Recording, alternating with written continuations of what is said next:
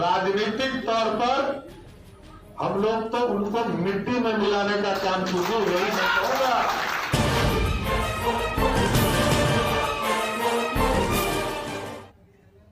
नमस्कार, बहुत स्वागत है आपका न्यूज 18 बिहार झारखंड में। आपके साथ मैं हूं सोनाली सिंह। सीएम नीतीश कुमार पर बीजेपी नेताओं के हमले का सिलसिला लगातार जारी है। बिहार बीजेपी अध्यक्ष सम्राट चौधरी ने एक बार फिर उन पर बड़ा हमला बोला है और इस बार उन्होंने सीएम नीतीश को राजनीतिक रूप से धूल में मिलाने की बात कह दी है। पटना में भामशाह की जयंती के मौके पर आयोजित एक कार्यक्रम में सम्राट चौधरी ने सीएम नीतीश कुमार को राजनीतिक रूप से मिट्टी में मिलाने का ऐलान कर दिया।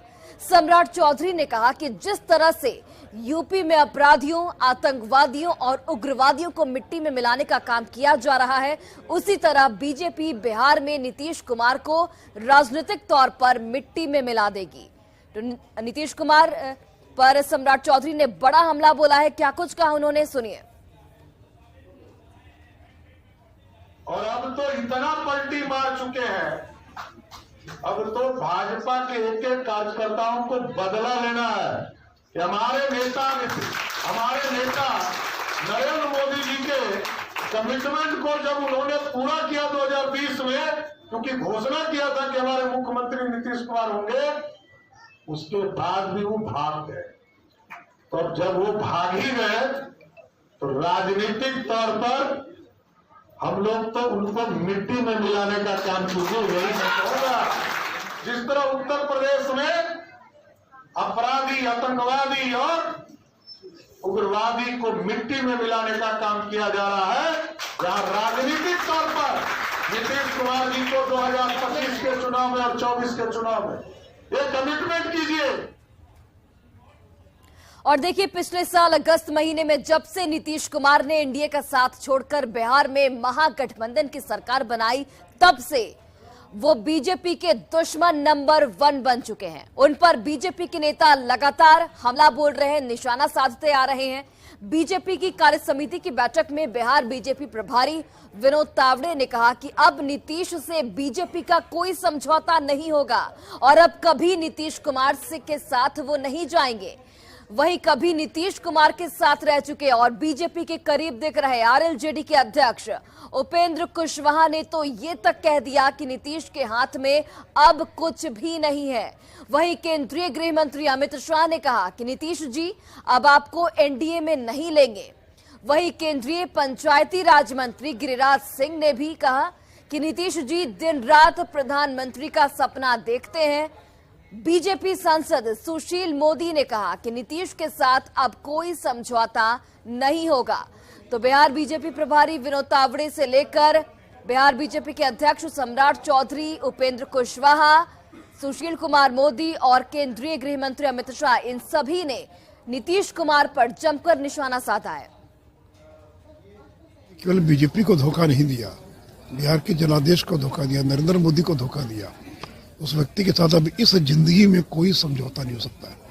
और देखिए, वो तो अब एक लायबिलिटी हो गए, एक बोझ हो गए।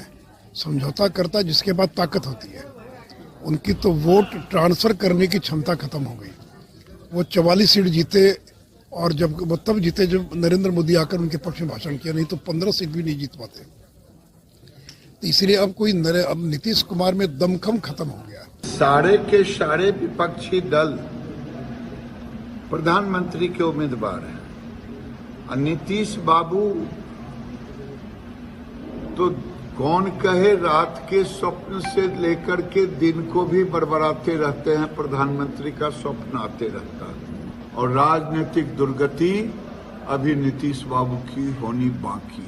अब मैं आपको बता देता हूं, नीतीश जी आप हमें धोखा नहीं दोगे, क्योंकि अब हम आपको एनडीए के अंदर लेंगे नहीं।